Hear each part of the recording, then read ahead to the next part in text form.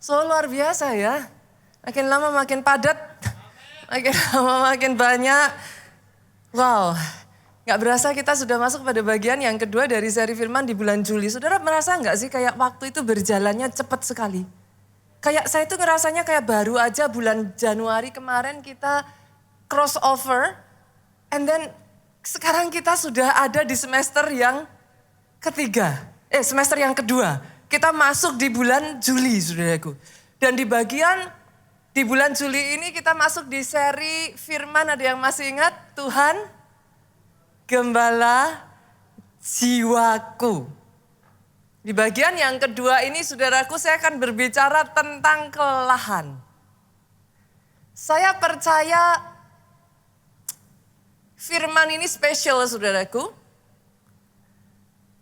Tapi sebelum saya melanjutkan, izinkan saya mengatakan ini kepada saudara di tempat ini. Bu, yuk jangan kalah dengan kelelahanmu. Saya tahu firman ini menjadi satu deklarasi. Ada keberanian untuk berkata, Pastor, saya tidak mau kalah dengan kelelahan saya. Sejak dari hari ini saya berdoa, saudara yang hari-hari ini ada di posisi yang terus-menerus lelah. Berani berdiri dan mengatakan atas kehidupan saudara, tidak kalah dengan lelah. Saya tidak mau kalah dengan kelelahan saya. Itu sebabnya saya akan membagikan satu pesan firman yang berjudul tidak kalah dengan lelah. Tidak kalah dengan lelah. Karena saudara jujur hari-hari ini ya saya banyak berjumpa dengan orang-orang yang berkata kepada saya, Pastor, I'm tired. Capek loh.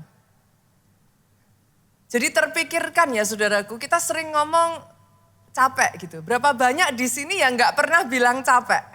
Ada gak ya? Gak ada ya? Semua orang pernah bilang capek. Tapi pernahkah saudara merenungkan sebenarnya kelelahan itu apa sih? Capek itu apa sih? Nah saya kemarin cari saudara, saya bacakan ya. Ternyata kelelahan adalah hilangnya energi, Pak. Di dalam diri seseorang akibat pemakaian energi yang berlebih. Saya sederhanakan saja, berarti kelelahan itu besar pasak daripada tiang. Ketika yang saudara butuhkan dengan yang saudara miliki di dalam diri saudara tidak seimbang, yang terjadi adalah kelelahan. Hanya jujur ya saudara, saya merenungkan, saya nggak tahu apakah saudara setuju dengan saya, sejak dari pandemi itu semakin banyak orang itu yang mengeluh lebih cepat capek loh. Saudara melihat hal yang sama nggak? Saya sempat berpikir kenapa ya? Khususnya di kota seperti Jakarta saudaraku. Ritme kehidupan itu kan kayak cepat sekali. Tadi saya katakan gitu. Time flies. Kita nggak berasa pressure-nya, tekanan saudaraku, tuntutan pekerjaan di Jakarta orang berangkat kerja pagi-pagi. Ditambah dengan jalanan yang macet Pak. Akhirnya orang berangkat jadi lebih pagi lagi. Berapa banyak yang karena di Jakarta ini tidak mampu afford untuk tinggal di kota. Akhirnya banyak yang tinggal di area yang lebih di pinggir gitu. Kalau yang di dalam kota waktunya mungkin setengah jam, 1 jam. Kalau di pinggir saudara takes even longer. Di perjalanan transportasi saudara. Pulang malam saudaraku, saudara sampai di rumah itu udah kayak yang apa? Kalau orang Jawa bilang tekor gitu saudara. Udah habis. Tenaganya udah gak ada gitu. Saya pikir-pikir lagi kenapa bisa begitu ya? Ternyata kalau kita mau menyadari saudaraku, kalau saudara memperhatikan dengan majunya teknologi ini, seolah-olah sekarang kayak sudah tidak ada batasan. Persaingan jadi lebih ketat. Orang jadi bersaingnya udah enggak yang, kalau tadinya saudara ya di satu negara, sekarang udah enggak bisa. Kita harus berhadapan dengan persaingan global saudaraku. Dan tidak heran banyak orang terjebak di dalam kelelahan. Yang saudara paling gampang lihat, kelihatan mata ya saudara, kelelahan fisik. Seharian saudara beraktivitas seperti itu ya nggak heran lah kita fisik juga bisa capek. For a short period of time it's still okay saudaraku. Tapi kalau saudara panteng terus ya saudara terusin aja kayak begitu ya batas tertentu nggak akan mampu. Tapi menurut saya saudaraku ada yang lebih berat loh dari kelelahan fisik. Saya rasa saudara tahu. Lelah mental, capek jiwa, itu lebih berat loh. Saya tuh pernah berjumpa ya saudaraku dengan seseorang yang datang kepada saya harus berhadapan dengan hutang piutang. Saya berjumpa dengan orang yang sama, saya berjumpa pada saat dia ketemu dengan saya, jujur saya kaget loh. Itu tangan sampai tremble loh Pak. Saya melihat dari wajahnya itu kayak wajah orang yang kayak terpukul kalah gitu. Dari raut wajahnya, dari body language-nya kita sudah bisa ngelihat ini kayak orang yang udah capek sekali.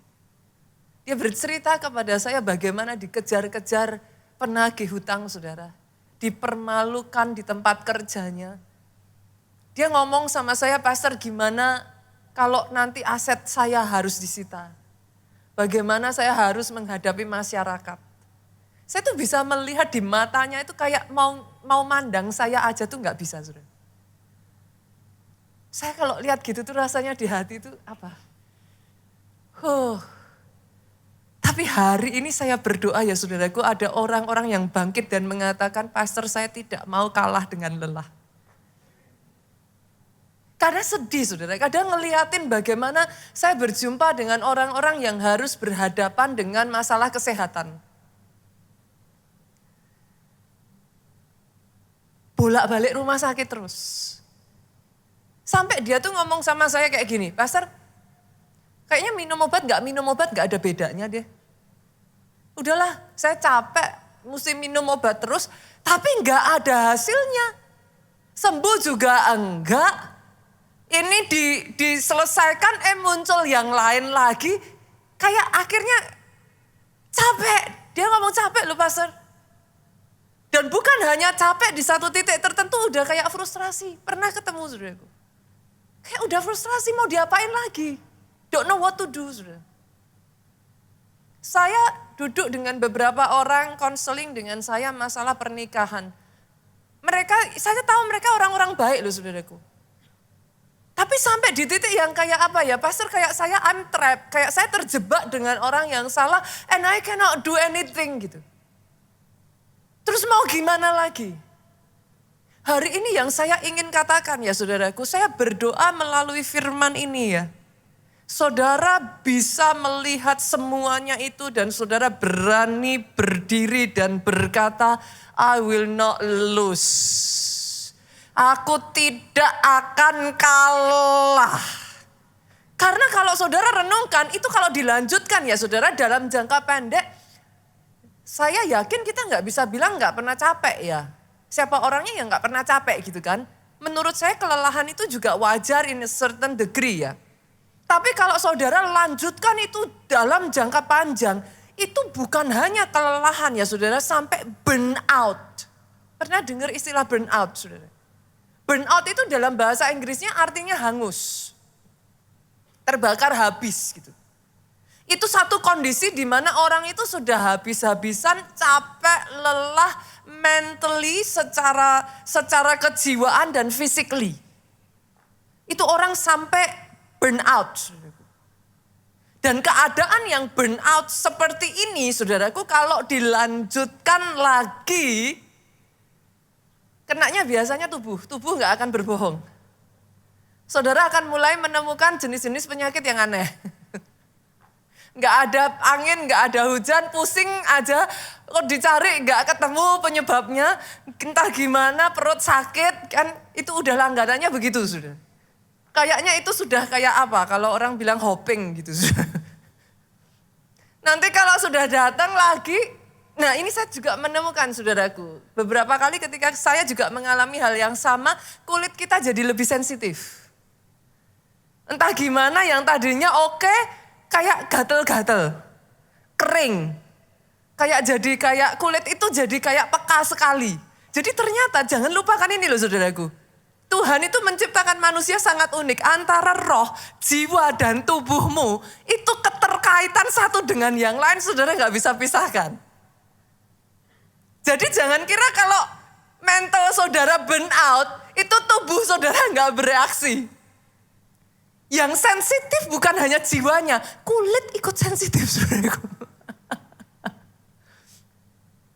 Saudara mengerti yang saya maksudkan?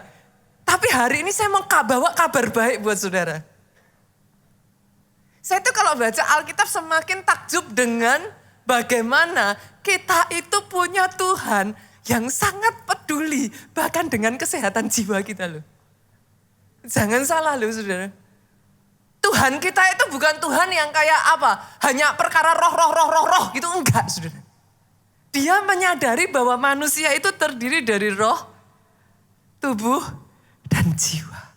Saya bacakan ya ayatnya, kita lihat yuk. Matius pasalnya 9 ayatnya yang ke-36. Lihat saudaraku, saya tuh kalau baca ayat ini ya, saya tuh amazed dengan Yesus saya loh. Ini kalau saudara nanti baca sebelum-sebelumnya, saudara akan menemukan Yesus itu sudah di dalam posisi yang capek saudara. Dia di dalam perjalanan jauh. Setelah itu saudaraku, ayat ini ngomong kayak gini, melihat orang banyak itu. Tergeraklah hati Yesus oleh belas kasihan kepada mereka. Karena apa saudara? Mereka lelah dan terlantar seperti domba yang tidak bergembala. Kita masuk dalam satu seri firman apa? Tuhan, gembala jiwaku. Datang sama dia yuk. Jangan jadi seperti domba yang gak bergembala. Dia gembala jiwamu yang akan membawa engkau ke padang yang berumpun hijau. Dia memeliharakan engkau begitu rupa. Sampai engkau terpelihara. Rohmu kuat, jiwamu kuat, tubuhmu kuat. Sehingga the full potential, maksimum capacity yang Tuhan sudah beri atas hidupmu, itu digunakan secara dahsyat. Saya tidak heran akan melihat orang-orang di tempat ini, engkau orang-orang yang dipakai Tuhan, orang-orang yang sukses, orang-orang yang dipakai jadi berkat. Apa yang dikerjakan tanganmu dibuat berhasil. Bahkan sampai masa tuamu, buahmu tetap gemuk. Buahmu tetap gemuk, tidak layu. Oh kalau mau tepuk tangannya yang paling meriah buat Yesus Tuhan kita.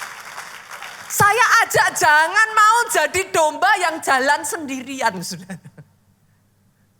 Jangan mau jadi domba yang tersesat kiri dan kanan nabrak-nabrak sendiri. Jadikan dia gembala bagi jiwamu.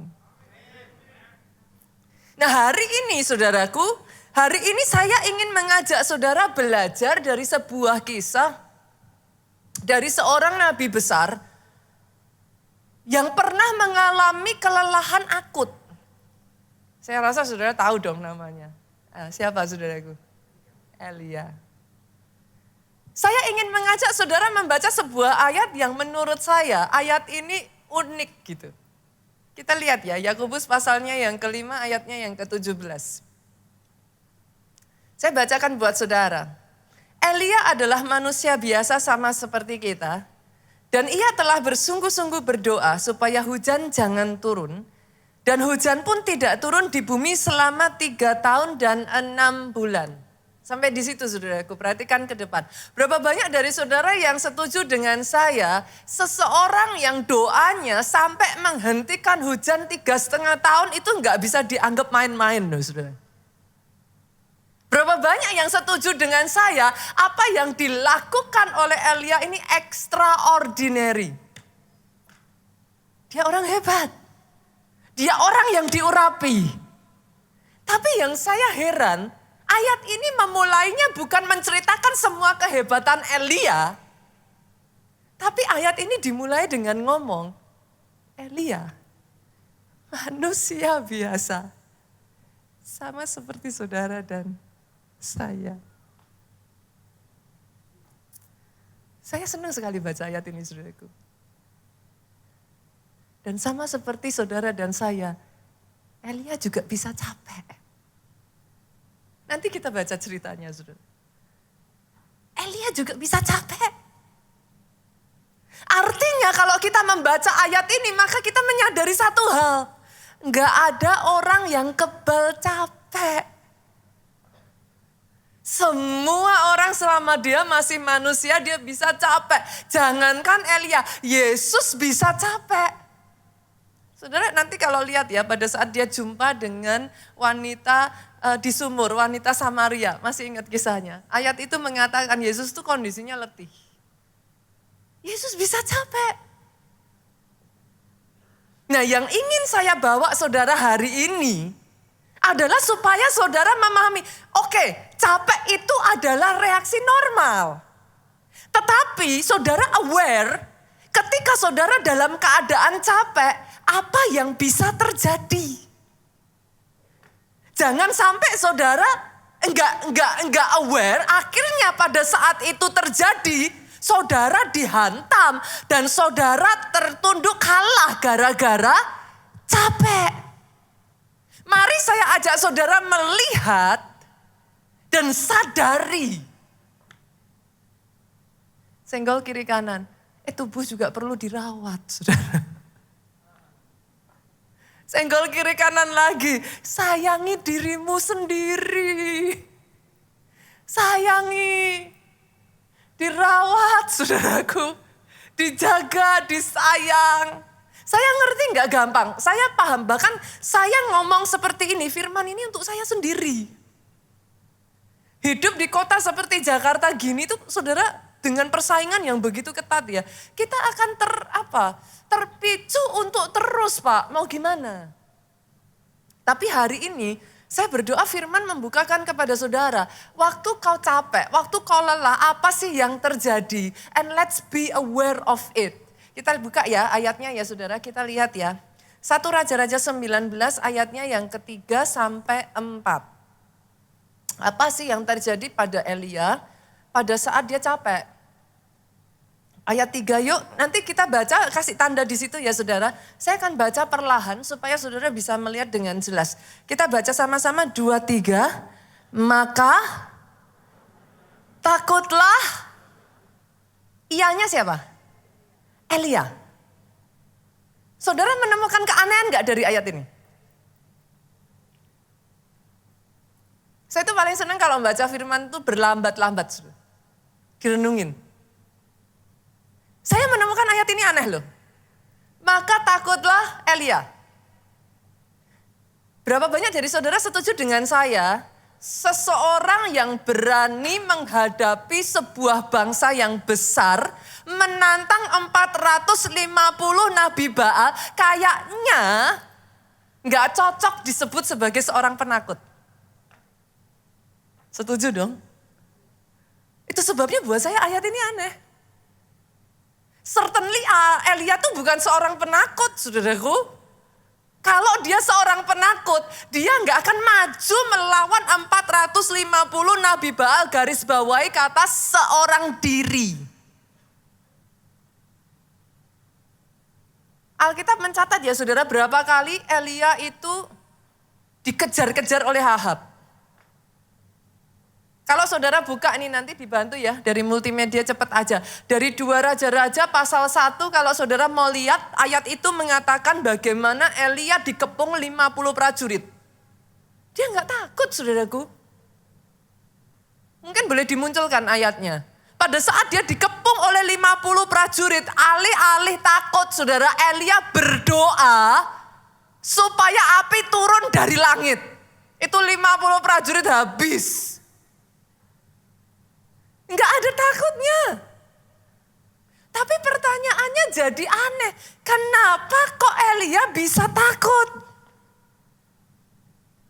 Seorang yang sudah menghadapi 450 Nabi Baal seorang diri.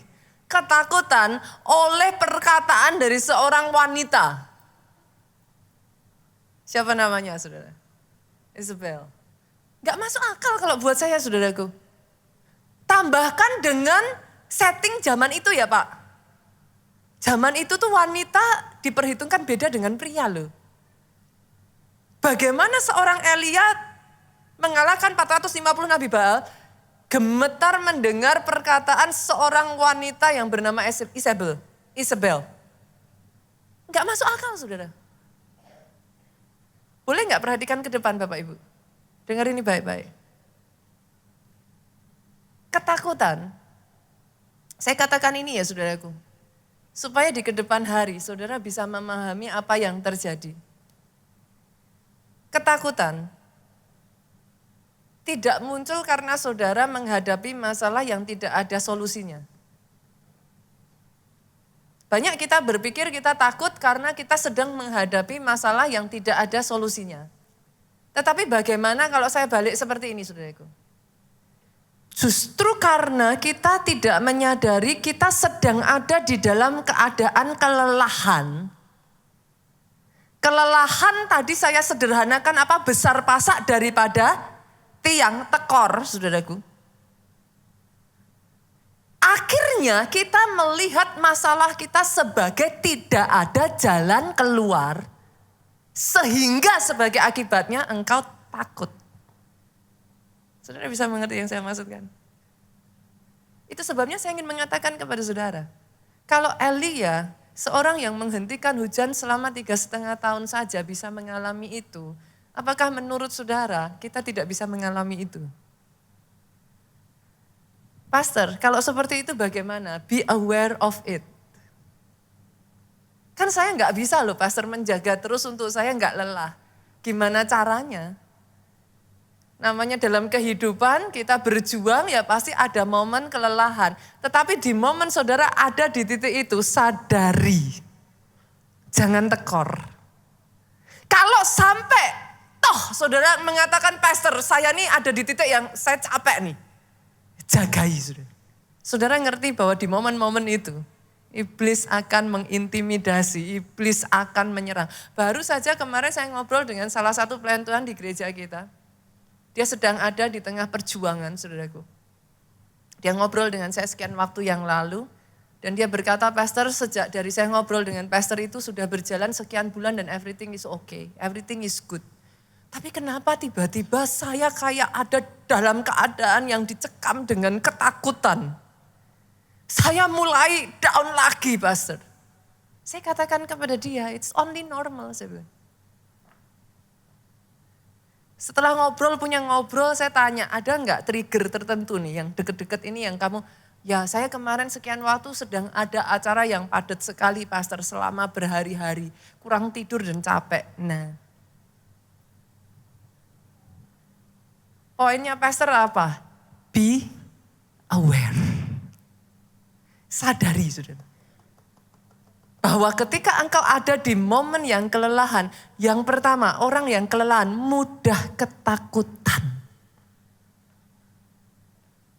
Perhatikan itu saudara. Pertama itu mudah ketakutan. Tapi yang kedua ketika seseorang di dalam keadaan yang kelelahan, kita balik lagi ya. Di 1 Raja-Raja 19 ayatnya yang ketiga sampai keempat tadi saya lanjutkan. Maka takutlah ia. Tapi enggak cuma takut saudara. Setelah Elia ketakutan, dia bangkit dan pergi menyelamatkan nyawanya. Setelah sampai ke Berseba yang termasuk wilayah Yehuda, ia meninggalkan bujangnya di sana. Yang kedua, kelelahan itu membuat kita kalau enggak hati-hati punya tendensi lari dari tanggung jawab. Kita jadi kayak merasa nggak punya kekuatan untuk face the problem. Pernah nggak saudara di sini ada yang ngalami waktu-waktu seperti itu rasanya pengen lari aja. Rasanya pengen sembunyi, pengen nggak ketemu siapa-siapa. Pengen rasanya kayak sudah forever kayak pergi ke negeri yang lain kayak gitu. Saudara. Ada?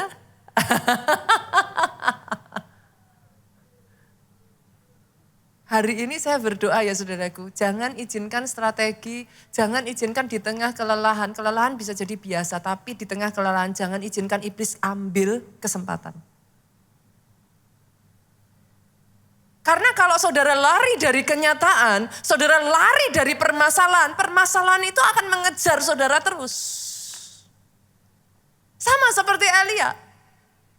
Bahkan yang ketiga saudaraku, apa yang dilakukan pada saat saudara lelah, saudara? Yang ketiga, kita lihat ya. Kita lanjutkan ayatnya bagian yang keempat. Tetapi ia sendiri, Elia tinggalkan bujangnya. Dia sendiri masuk ke padang gurun sehari perjalanan jauhnya. Lalu duduk di bawah sebuah pohon arar. Kemudian ia ingin mati. Yang ketiga ya saudaraku, kalau nggak hati-hati ya, kelelahan itu membuat saudara tidak bisa berpikir dengan jernih. Ini nabi besar loh saudara. Kelelahan membuat saudara tidak bisa merencanakan dengan baik. Kelelahan membuat saudara mengambil keputusan yang salah. Boleh saya ajak masuk di dalam logika saya saudaraku. 3,5 tahun Elia dikejar-kejar oleh Ahab dan gak ketemu. Menurut saudara, Elia ini orang yang punya strategi yang baik, pemikiran yang baik dan tajam enggak? 3,5 tahun enggak ketangkep loh, saudaraku. Dari waktu ke waktu Elia itu merencanakan dengan sangat detail loh. Dia ketemu dengan ini, dia bukan hanya perencanaan, dia itu a man of anointing. Orang yang penuh dengan urapan. Bagaimana mungkin seorang yang seperti itu bisa berkata, aku mau mati saja. Saudara mengerti yang saya maksudkan? Beware, hati-hati dengan kelelahan. Jangan anggap remeh. Ada banyak orang mengatakan kepada saya, Pastor kayaknya kalau di Jakarta ini enggak capek itu enggak mungkin. Manage, atur saudaraku. Dalam batasan tertentu, saudara kelelahan, that's okay. Saudara panteng terus aja saudara. Badan kita, jiwa kita, bahkan roh kita kalau enggak hati-hati juga enggak kuat. Seorang seperti Elia yang diurapi, seorang yang kalau boleh saya mengatakan strateginya itu luar biasa sekali loh saudaraku. Elia itu. 3,5 tahun. Enggak gampang saudaraku. Tapi orang seperti itu bisa mengambil satu keputusan yang sama sekali enggak masuk akal. Dia lari, bujangnya malah ditinggal saudara. Dia lari dari kenyataan, bukan hanya itu, dia jadi kayak sudah enggak berpikir dengan jernih. Yang keempat, kita baca ayat yang keempat bagian B ya saudara. Apa yang kelelahan bisa lakukan dalam kehidupan kita?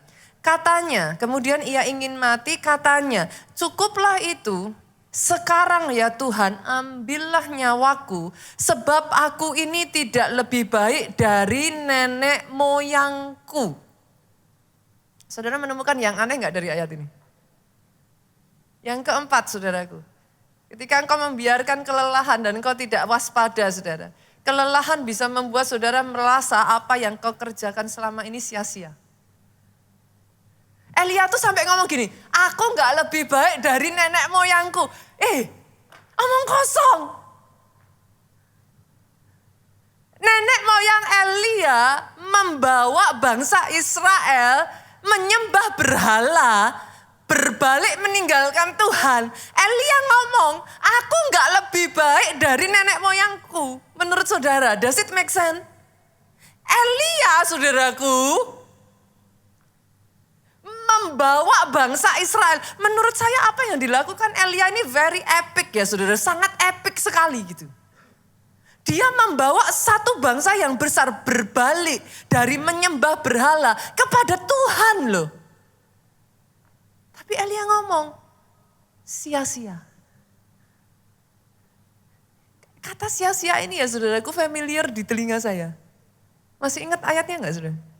Siapa yang mengatakan vanity, vanity, everything is vanity. Siapa Salomo? Orang terkaya di dunia. Come on. Saudara yang hari-hari ini sempat berpikir apa yang saya katakan. Engkau bahkan sempat berpikir, udahlah pastor saya mau mengakhiri hidup saya. Udahlah pastor cukup saya mau tinggalkan semuanya. Udahlah pastor saya bukan istri yang baik. Saya bukan ibu yang baik. Saya bukan seorang yang baik pastor. Semua yang saya kerjakan salah. Semua yang saya kerjakan gagal. Buat apa semuanya? Kalau ada di antara saudara yang sedang ada di dalam keadaan ini hari ini ya saudaraku, datang kepada Sang Gembala jiwamu. Datang kepada Sang Gembala jiwamu.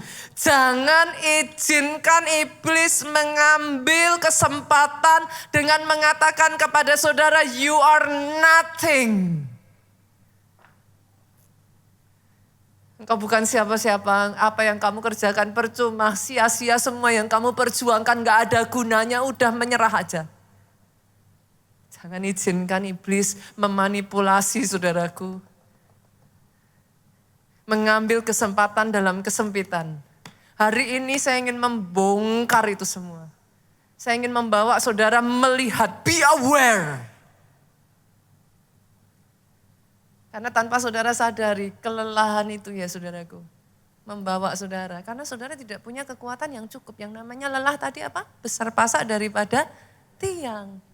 Energi yang saudara butuhkan untuk berperang, you do not have it. Tapi bukan berarti saudara kalah. Bukan berarti saudara tidak bisa apa-apa. Bukan berarti saudara nobody.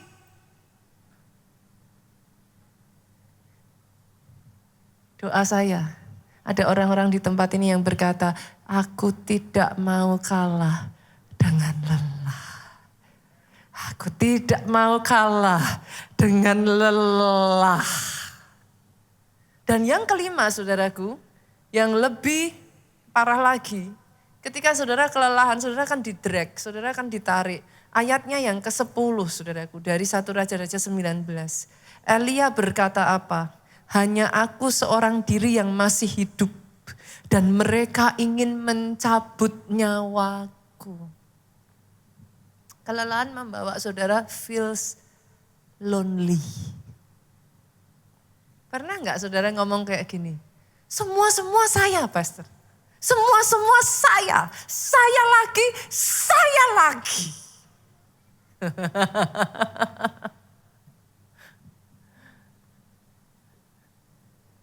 Elia ngomong loh saudara. Mereka sudah dibunuh semua, tinggal aku. Apakah benar-benar tinggal Elia? Multimedia boleh dimunculkan. Masih ingat kisahnya pegawainya Ahab yang bernama Obadya? Dia menyembunyikan 100 orang nabi Allah yang takut akan Tuhan, yang tidak menyembah Baal. Masih ingat kisahnya saudaraku? Beberapa waktu yang lalu di khotbah kita munculkan ayat itu. Mungkin boleh dibuka dari multimedia, sudah saya minta untuk dipersiapkan. Bahkan ya saudaraku, di dalam satu ayat yang lain, di dalam 1 Raja-Raja 19, bukan hanya 100 orang yang dipelihara ini saudaraku. Alkitab mencatat Tuhan itu menyisakan 7.000 orang dari bangsa itu yang tidak menyembah tidak menyembah Baal sama sekali. Tapi di sini Elia merasa, aku lagi, aku terus. Hari ini ya saudara, saya berdoa biarlah firman ini dibukakan atas kehidupan saudara. Karena saya pernah ada di keadaan itu saudaraku. Saya pernah ada di keadaan seperti itu, saudara. Dan di tengah keadaan seperti itu ya saudara, you feel like you are alone. Gak ada satu orang pun yang berjuang dengan saudara. Iblis akan terus mengatakan hal-hal yang dia akan pakai, saudara. Kemarin saya ngobrol dengan salah satu pelayan Tuhan ini dan saya katakan, sebagian orang ngomong jangan salahkan iblis terus. Ya memang dia udah salah, saudaraku. Gak usah disalahin, emang dia itu sudah salah. Memang perkara kita jatuh atau enggak jatuh itu pilihan kita. Tetapi di dalam setiap kesempatan saudara jangan lupa dia akan cari kesempatan. Lawanmu iblis akan berkeliling. Kalau saudara kuat, dia mau nyerang saudara juga saudara tamblek aja. Karena buat saudara it's okay, hadapi. Tapi pada saat engkau lelah, telinga saudara ini mendengar. Gak ada yang bantuin kamu. Semua gak peduli. Gak ada yang sayang. Kamu cuman sendirian. Buat apa? Saudara mengerti yang saya maksudkan? Hari ini yuk sama-sama yuk. Kita melihat. Saya berdoa sejak dari hari ini firman Tuhan diberitakan ya. Akan terjadi sama seperti Elia. Orang-orang yang ada di dalam keadaan kelelahan, Tuhan bangkitkan kembali, Tuhan rubah situasi saudara sehingga kelelahan jadi kekuatan. Karena jangan lupa saudaraku, Elia mengalahkan 450 Nabi Baal itu belum selesai loh tugasnya. Kalau pada saat itu dia berhenti, kebayang gak itu hujan belum turun saudara. 3,5 tahun bisa jadi 5 tahun, bisa jadi 10 tahun. Jadi apa itu bangsa Israel? Maaf saudara, izinkan saya mengatakan ini kepada saudara, tugasmu belum selesai. I'm so sorry. Sebagian dari saudara sudah berkata, Pastor I'm so tired. Kok tega toh Pastor, tapi saya harus ngomong ini, belum selesai. Tuhan masih mau pakai engkau untuk perkara besar. Tuhan masih mau pakai hidupmu jadi berkat buat banyak orang di sekelilingmu. Belum selesai. Itu sebabnya saudaraku, saya mau ajak kepada saudara 2 poin saya yang terakhir. Bagaimana Tuhan merubah kelelahan Elia menjadi kebangkitan dan kekuatan. Yang pertama saudara, kita buka yuk. 1 Raja-Raja pasalnya yang ke-19 tadi saudara. Ayatnya yang ke-5. Ini menarik saudaraku, sangat menarik. Saya tuh berpikir ya Tuhan kita itu apa? Sangat manusiawi sekali loh saudara. Saya tuh kalau baca ini ya saudara dan semakin mengenal Tuhan kita ya. Saya tuh semakin jatuh cinta loh. Tuhan kita itu sangat manusiawi sekali. Sangat manusiawi sekali. Sesudah itu ia berbaring dan tidur di bawah pohon arar. Lihat kiri kanan lagi boleh enggak saudara? Kalau capek tidur.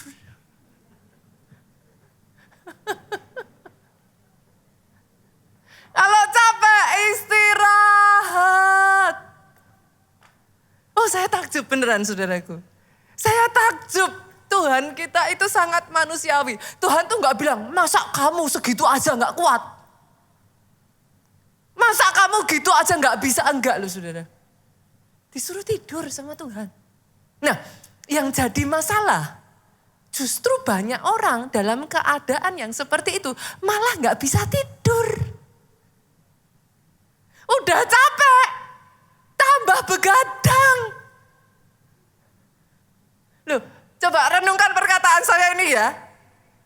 Manusia diciptakan Tuhan itu ajaib. Bapak Ibu, come on. Senggol kiri kanan lagi. Kamu bukan robot. Kalau robot tinggal dipencet on and off. Tapi manusia diciptakan Tuhan dengan satu mekanisme ya saudara. Pada saat engkau tidur, tubuh kita ini punya kemampuan memulihkan diri sendiri.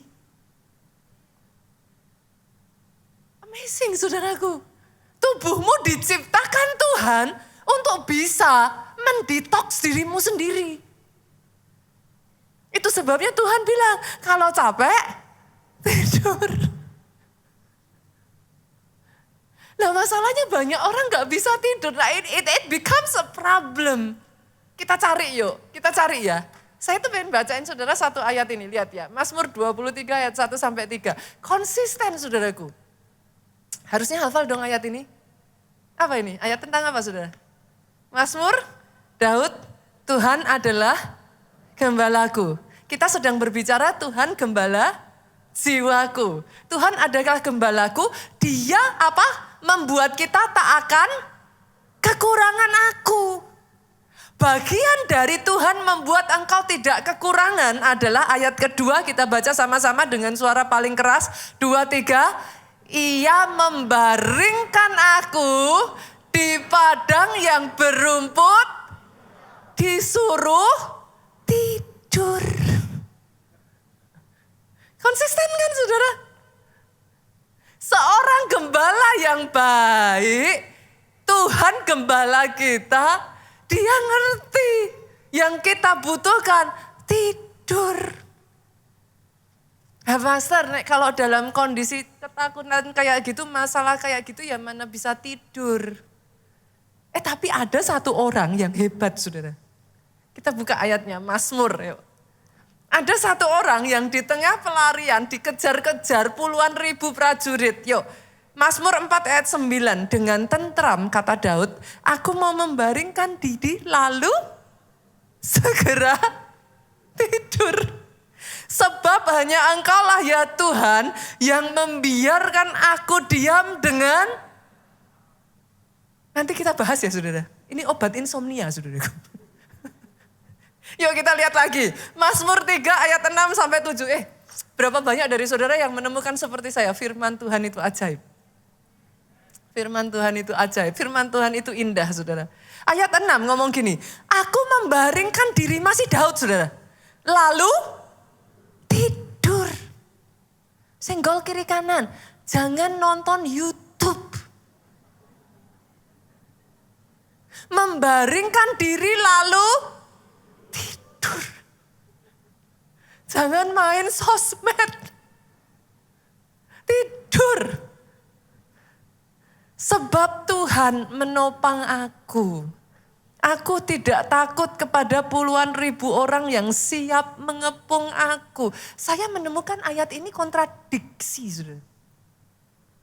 Kenapa Pastor? Saya bacain ya. Satu ayat, ini kan Daud yang dikejar-kejar. Saya tunjukin kepada saudara, Saul yang ngejar-ngejar. Kita lihat ya, 1 Samuel 26 ayat 7. Daud yang dikejar-kejar, aku berbaring lalu tidur. Saul yang dikejar-kejar, lihat. 1 Samuel 26 ayat 7 ngomong gini. Datanglah Daud dengan Abisai kepada rakyat itu pada waktu malam. Daud mengintai saudara. Tampaklah di sana Saul berbaring tidur. Nah, Saul itu hanya bisa tidur. Perhatikan.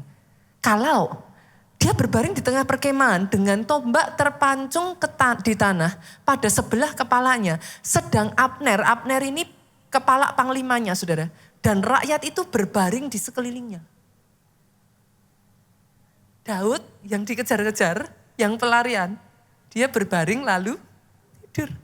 Saul nggak bisa tidur.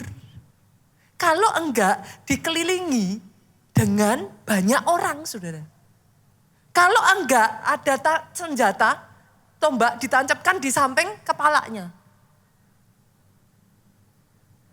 Hari ini belajar dari Daud yuk. Gampang tidur saudara. Aduh. Karena memang mekanisme di dalam diri kita itu membutuhkan itu. Ada bahasa Inggris ngomong kayak gini saudaraku. Saya kemarin juga waktu ini saya bingung nih maksudnya gimana ya. Tapi sekarang saya tahu.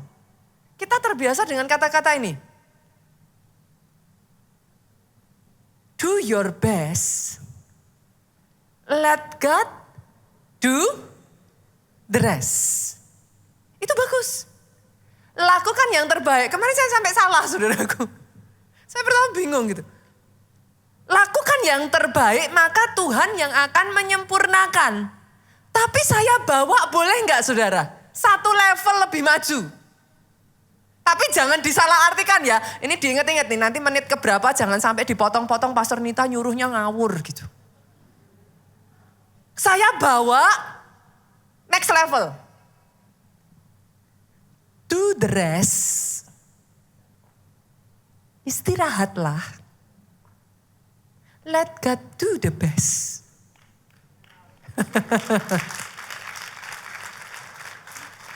Jangan salah dipakai loh ya. Pastor Nita bilang suruh tidur. Aku gak mau kerja. Pokoknya Pastor Nita bilang tidur, nanti Tuhan yang kerja. Ayat ini saudara berlaku untuk saudara yang overworking. Kata-kata ini tidak berlaku buat saudara yang santai-santai gak mau kerja. Saya berharap kata-kata ini tidak dipakai, tidak pada tempatnya ya saudaraku. Jangan dipakai tidak pada tempatnya ya. Karena ada orang-orang yang bahkan setelah kau mengerjakan yang terbaik, engkau gak bisa rest. Aku masih berpikiran nanti kurang ininya. Aku masih harus begini. Seolah-olah Tuhanmu itu gak bisa ngerjain untuk engkau. Masih sibuk lagi, masih ribut lagi. Pokoknya kalau bukan saya gak bisa. Ada yang seperti itu? Gak ada yang ngaku, saudara. Renungkan perkataan saya ini, saudaraku. Do the rest. Istirahat. Masuk dalam tempat peristirahatan Tuhan. Let God do the best. Oh, kalau mau tepuk tangan yang paling meriah. Saya berdoa ya, sejak dari hari ini ya saudaraku, saudara menemukan bahwa Sang Gembala jiwamu tidak akan berdiam diri. Yang saya tahu, tidak pernah tertidur dan tidak pernah terlelap Sang Penjaga Israel. Ingat saudaraku, pada saat engkau gak bisa tidur, things are not getting better. Engkau butuh tidur, sehingga kekuatanmu pulih. Untuk melanjutkan peperangan dan perjuanganmu. Tapi pada saat engkau tidur, firman Tuhan berkata, orang yang Dia kasihi pada saat tidur diberkati. Oh come on saudara, ayo belajar. Tapi sekali lagi saya disclaimer ya, jangan dipakai untuk alasan ya perkataan saya ini ya. Tapi yang pertama saudara, cara Tuhan memulihkan Elia, dia harus istirahat. Balik, gain power lagi. Pulihkan waktu-waktu engkau bersaat teduh, engkau mendekat kepada Tuhan. Dari situ kekuatanmu dipulihkan lagi saudara. Terus bekerja, terus mengusahakan itu baik, tetapi ada batasannya saudara. Kalau engkau tidak hati-hati, burn out, hangus.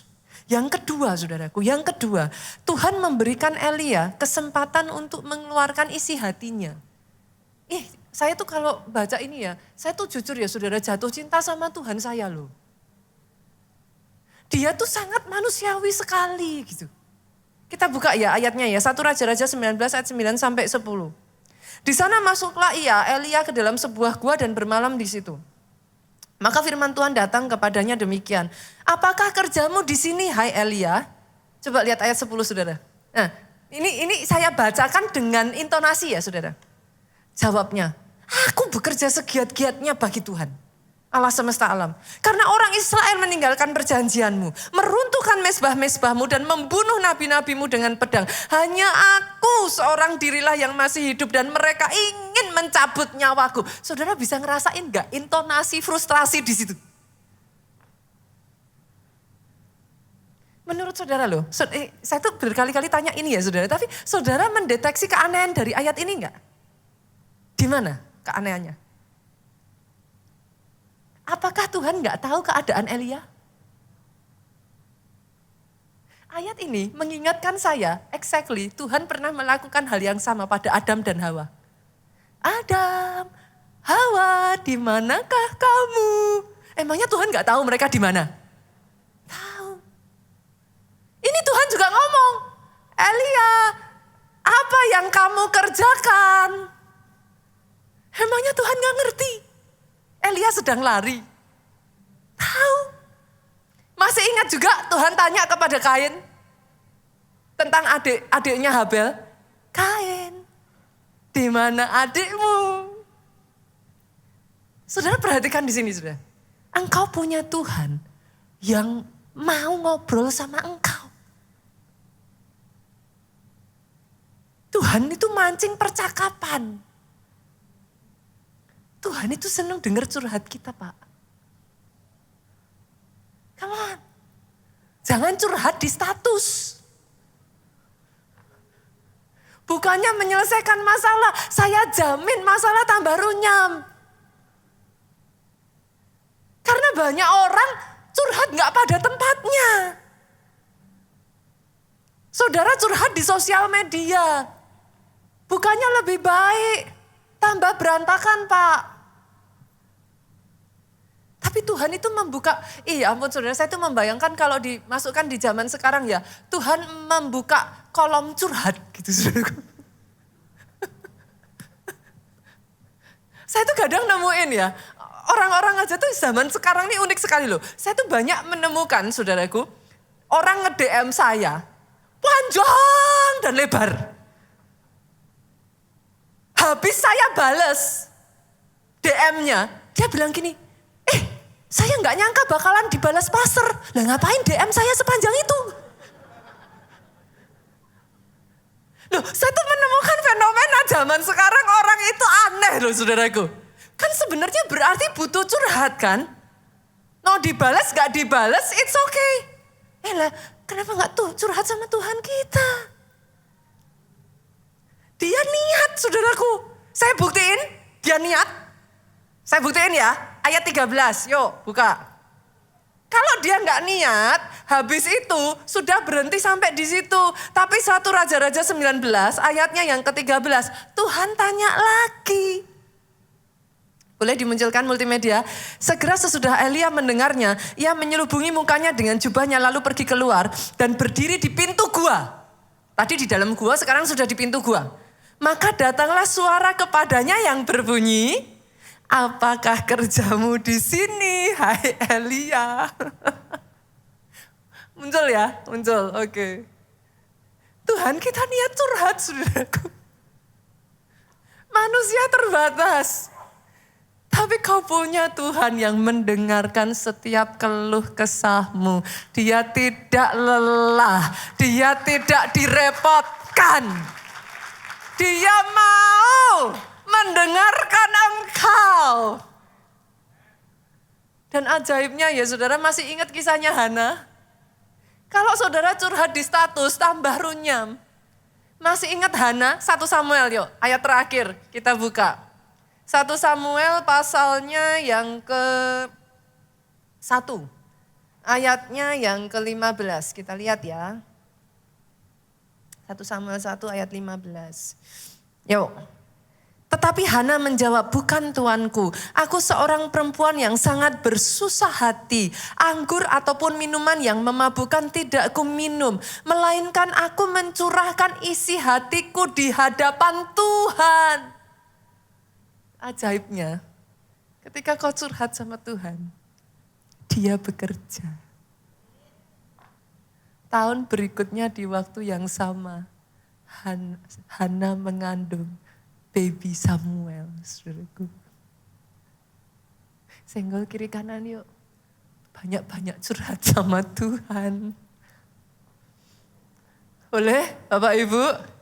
Banyak-banyak curhat sama Tuhan. 1 bulan ini ya saudaraku, pemain musik boleh maju ke depan. 1 bulan ini. Saya berdoa ya, buat saudara yang khususnya engkau merasa jiwamu itu kelelahan, engkau merasa jiwamu itu gundah gulana, engkau merasa banyak hal yang harus dibereskan di dalam hatimu ya saudaraku. Pastikan engkau ikuti firman selama 1 bulan ini. Ajak teman-teman saudara, mungkin yang sebagian saudara katakan, pastor teman saya itu stres, pastor bawa sini aja gak apa-apa saudara. Pastor roh teman saya sedang mengalami masalah, ajak. Karena saya percaya 1 bulan ini ya, firman ini akan berbicara. Menguatkan engkau kembali. Menyadarkan kepada saudara. Memberikan pengharapan yang baru. Sehingga kau di-refresh. Kau diberikan kekuatan baru. Kau diberikan kemampuan saudaraku. Dan justru di dalam kondisi yang saudara ini terbatas ya saudaraku. Saya berdoa ya saudara. Ketika firman itu berbicara di dalam kehidupan saudara. Bukan hanya engkau yang dipulihkan. Tetapi ada orang-orang di sekeliling saudara. Di-refresh kembali. Mendapatkan kesegaran. Mendapatkan kekuatan berjalan. Dan menggenapi rencana Tuhan dalam kehidupannya. Bangkit yuk, bangkit berdiri. Kita beri tepuk tangan yang paling meriah, kita katakan. Hanya dekatlah Allahku, rasa tenang hatiku, kau sertai jalanku. Yesus. Sepanjang hidupku. Mendekat kepada Dia kembali saudaraku. Datang kepada Dia. Hanya dekat padamu. Ada kekuatan baru. Kaulah perlindunganku. Sama-sama saudara. Angkat hatimu, angkat tanganmu di hadapan Tuhanmu, katakan, ku ingin selalu bersekutu denganmu, menikmati hadiratmu, biarkan rohmu tinggal dalam hidupku. Sungguh indah bersamamu, ku ingin selalu bersekutu denganmu. Bawa kami mendekat, menikmati hadiratmu. Engkau yang sudah lama jauh daripada Dia, biarkan rohmu kembali, saudaraku, kembali. Sungguh indah bersamamu, ku ingin selalu bersekutu denganmu, menikmati hadiratmu, biarkan rohmu tinggal dalam hidupku.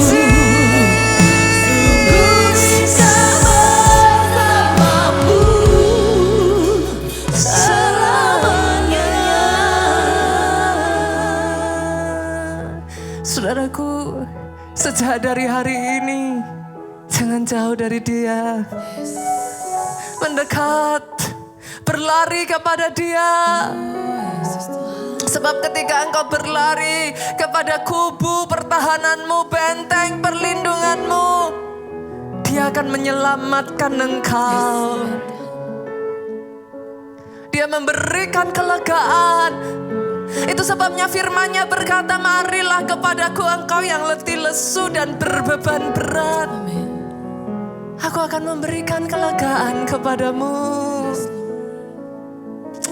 Yesus Tuhan, satu demi satu kau melihat tangan-tangan yang diangkat di hadapanmu. Kau melihat hati yang berseru kepadamu. Engkau melihat jiwa yang lelah. Ya Tuhan, dipuaskan hari ini.